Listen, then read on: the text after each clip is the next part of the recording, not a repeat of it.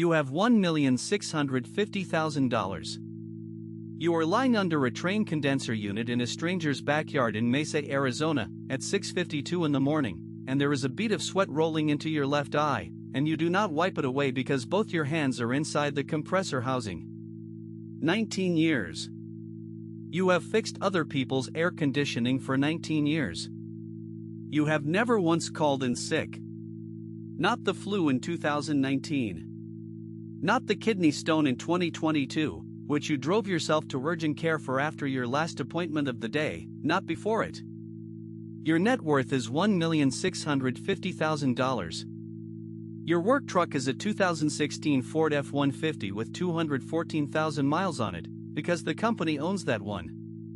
The car you actually own, the one parked in your driveway on Cactus Wren Lane, is a 2011 Honda Fit with a cracked rear bumper you have never bothered to fix. You are 35 years old. Nobody who has ever handed you a check for $340 to replace a capacitor has any idea what you are actually worth. Your alarm goes off at 4:45 a.m. It is not a dramatic sound. It is the default marimba tone on an iPhone 8, a phone you have owned since 2019 and will not replace until the battery physically stops holding a charge. You get up. You do not meditate. You do not journal. You make 1 cup of coffee in a Mr. Coffee machine that cost $19.99 at a Walmart on Superstition Springs Boulevard 9 years ago, and you drink it black, standing at the kitchen counter, looking at a calendar stuck to the fridge with a magnet shaped like a cactus that your niece gave you in 2018. Your house is 1,340 square feet. 3 bedrooms, 1.5 bathrooms, built in 1978, purchased in 2014 for $1,650,000 and paid off completely in November of 2023, a fact that exists nowhere except a folder in a fireproof box in your closet and a line item in a spreadsheet only you have ever opened. The kitchen counters are the original laminate. You have thought about replacing them. You have not replaced them. There is nothing wrong with them. Your job is HVAC repair and installation, employed by a company with 11 trucks called Desert Air Mechanical, where you have worked since you were 16 years old, first sweeping the shop floor and handing wrenches to men twice your age, then apprenticing, then certified, then senior technician, a title that comes with a bump in hourly rate and nothing else. You wear the same navy polo with the company logo stitched over the left pocket 5 days a week. You own 6 of them. You do laundry on Sunday nights while watching whatever game is on. You drive the 2011 Honda Fit to the grocery store on Tuesday evenings, usually around 7:40 p.m., to a Fry's on Power Road, and you buy the same 11 or 12 things every time. Eggs. Ground turkey. A bag of the store brand tortilla chips, not the name brand, because you did a blind taste test with yourself once, alone in your kitchen, and decided you genuinely could not tell the difference and the name brand costs $1.60 more. You use a coupon app on your phone that a coworker named Danny showed you in 2017. Danny does not know what your bank statements look like. Nobody does. You do not hide the money out of shame. You hide it because the moment people know, the questions start, and the questions never stop, and every single one of them changes the way people look at you, and you have spent 19 years building a life where people look at you like a guy who shows up on time and fixes the thing that is broken. That is the whole transaction. You do not want to become the guy who has money.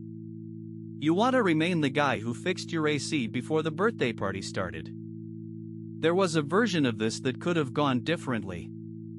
Around year 6, one of the crew leads, a man named Ruiz who has since retired to Prescott, told you that money either makes people feel small around you or makes them start asking for things, and there is no third option, so the smartest move is to never let the number leave the room it lives in. You believed him before you had any money to test the theory on. By the time you had something to lose, the habit was already load-bearing. Freedom, to you, does not look like a boat. It does not look like quitting. You have thought about quitting maybe 4 times in 19 years, seriously, and every time you decided against it, not because you needed the paycheck, but because the work itself, the actual diagnosing of a failing system, the satisfaction of finding the one bad relay in a unit 3 other guys already gave up on, is something you would probably still do even if the money vanished tomorrow. What the $1,650,000 buys you is smaller and stranger than most people would guess. It buys you the ability to not flinch.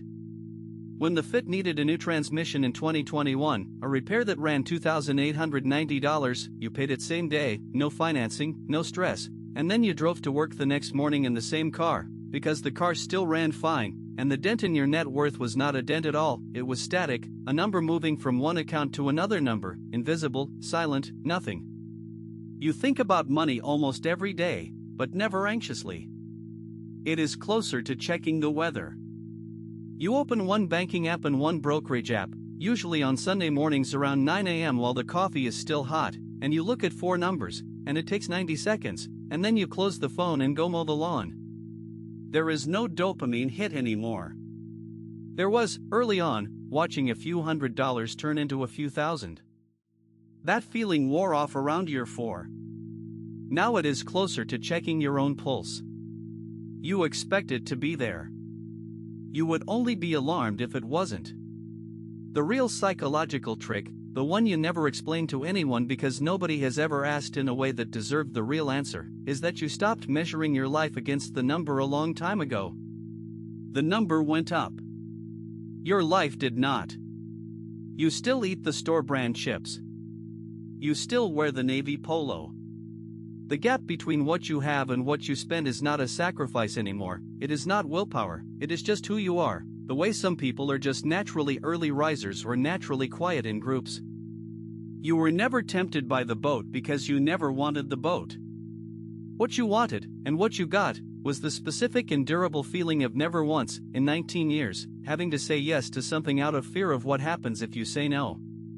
There was a moment in 2020 when the shop went through a rough stretch, 3 trucks idle for 2 weeks during the shutdown, and the owner, a man named Gary who has run Desert Air Mechanical since 1994, sat everyone down and said layoffs were on the table.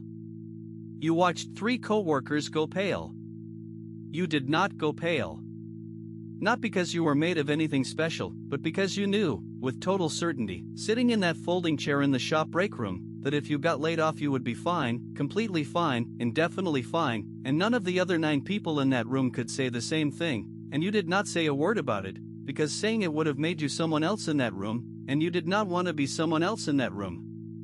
You wanted to be the guy who might also get laid off, sweating it out with everybody else, because that is the guy who gets invited to Danny's kid's birthday party. The system did not begin with a plan. It began with a decision you made at 19, $400 and some dollars into your first real paycheck, a decision so small that if you tried to describe it to somebody they would ask what the rest of the story was, and there isn't one.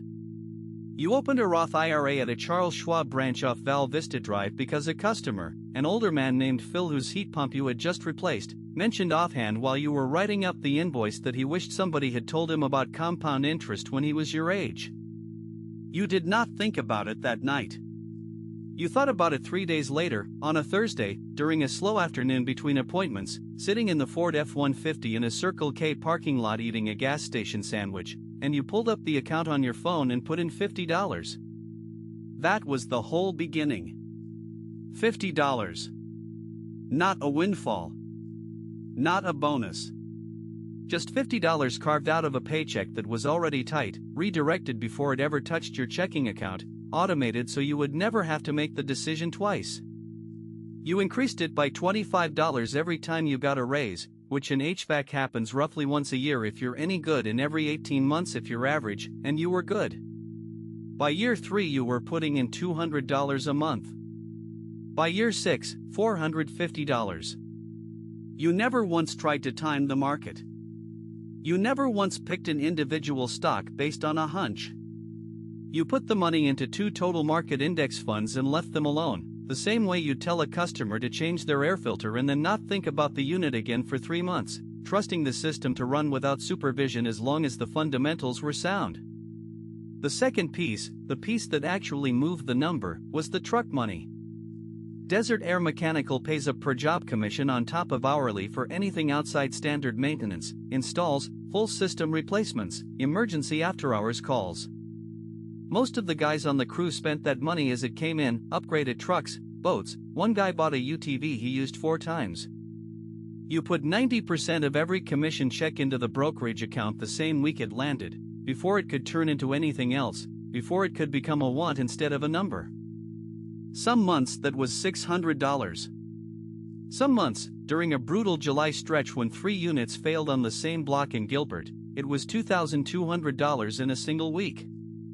You bought the house in 2014 specifically because the mortgage payment, at $890 a month on a 15-year note, was less than a third of what you were bringing home, and you refused every piece of advice that told you to stretch into a bigger place, because a bigger mortgage is just a bigger number you have to feed every month for the rest of your life, and you had already decided the feeding was going to happen somewhere else, somewhere with your name on a brokerage statement instead of a bank's. You did not day trade. You did not get into crypto in 2017 when 2 guys on the crew wouldn't stop talking about it, and you did not get into it in 2021 either, when the same 2 guys were talking about it again for different reasons. You looked at both conversations the same way you'd look at a customer insisting their 40-year-old unit just needed one more part instead of a replacement possible, technically, but not the bet you'd put your own money on. The real engine was time, not cleverness. Dollar cost averaging into the same 2 funds for 19 years, contributions rising slowly as income rose, dividends automatically reinvested instead of pulled out, market drops in 2018, 2020, and 2022 treated as buying opportunities instead of emergencies because you never needed that money for anything. It wasn't rent money, it wasn't grocery money, it was money that had already been mentally filed as gone the moment it left your paycheck. You maxed the Roth every year starting around year 5. You added a taxable brokerage account around year 7 once the Roth was maxed and there was still money left over. You never touched either one. Not for the transmission. Not for the water heater that died in 2019. Not for anything. You built a separate cash cushion specifically so the investment accounts could stay untouched no matter what broke. Year 1 looked like nothing. You made $34,000 that year as a second-year apprentice, and by December the Roth held $1,140. You remember checking it on New Year's Eve, alone, in your apartment before you bought the house, and feeling nothing close to excitement, more like the quiet satisfaction of tightening a bolt to the correct torque spec. Nobody threw you a party for $1,140. Nobody knew it existed. The doubt showed up around month 8, when a guy you'd apprenticed alongside, a friend named Marcus, put a down payment on a brand new Silverado, and for about 2 weeks you genuinely wondered if you were the idiot in the situation, grinding through rush hour in a hand-me-down Corolla your mother had given you, watching Marcus roll into the shop parking lot in something that smelled like leather and had a payment of $610 a month. You did the math on that payment more than once. You never said anything to Marcus. You kept putting in $50, then $75 once you got your first small raise in month 9. The sacrifices that year were unglamorous in a way that's almost embarrassing to describe. You skipped a cousin's bachelor party trip to Vegas because your share would have been $380 and you couldn't justify it to yourself, not because you couldn't afford it, but because you'd already decided that money had a job to do and Vegas wasn't the job. You told your cousin you had to work a weekend rotation. That was half true. You brought your lunch to every single shift, a turkey sandwich and an apple, packed the night before in a cooler bag that had a broken zipper you fixed with a paperclip. You did not go on a single date that cost more than $30. You were not depriving yourself out of misery. It genuinely did not register as deprivation, because you had never had the other version of the lifestyle to miss. The first real milestone came in October of that first year, 10 months in, when the account crossed $1,000 for the first time, and you sat in the Corolla in the shop parking lot after your shift, engine off, and looked at the number on your phone for maybe 40 seconds, and then you drove home and made dinner and didn't tell anyone. There was no crowd. There was no moment. Just a guy in a parking lot at 5:15 in the evening, looking at 4 digits on a screen, feeling something that wasn't excitement so much as confirmation, the same feeling you get when a diagnosis you weren't fully sure about turns out to be correct once you crack the unit open. By December of year 1, you'd also paid off $2,300 in credit card debt you'd racked up in your first year of independence, mostly gas and fast food, and one regrettable $600 gaming laptop you sold 8 months later for $240, taking the loss as a lesson rather than a wound. That was the last debt of any kind you carried outside the mortgage you'd eventually take out. From that point forward, if you couldn't pay cash for it, you generally didn't buy it, a rule that had nothing to do with discipline and everything to do with how uncomfortable you found the idea of owing anyone anything. You didn't tell your parents any of this.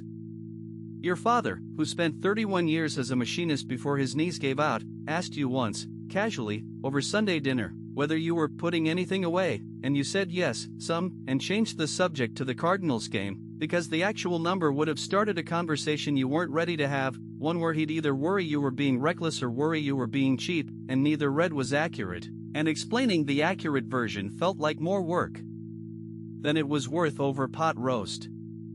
By year 5, the account had crossed $1,650,000 and something started happening that you didn't fully notice until you looked back on it later. The growth stopped feeling like it came from you. In year 1, every dollar in that account had your fingerprints on it, deposited by hand, felt individually. By year 5, the market itself was contributing more in a good quarter than you were contributing in 6 months of paychecks. A strong July in 2015 added more to the balance than your entire salary that month. That was the first time the phrase, "the money makes money," stopped being something Phil from the heat pump job had said to you and started being something you watched happen in real time on a Sunday morning. Nobody around you noticed a single external change, because there wasn't one to notice.